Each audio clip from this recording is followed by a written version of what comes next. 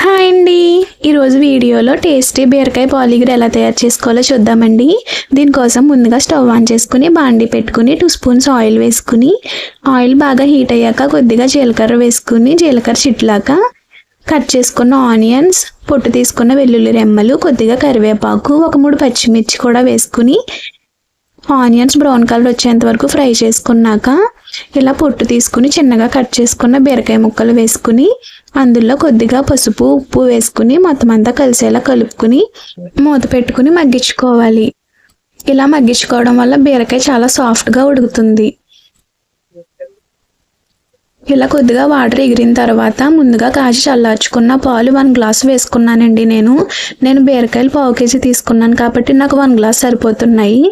దాన్ని బట్టి మీరు క్వాంటిటీ చూసుకుని వేసుకోవాలి. ఇలా 10 మినిట్స్ ఉడికించుకుంటే పాలు ఎగిరిపోతాయండి. అప్పుడు మనం స్టవ్ ఆఫ్ చేసుకోవడమే. ఈ స్టేజ్లో ఒకసారి సాల్ట్ అడ్జస్ట్ చేసుకుంటే సరిపోతుంది.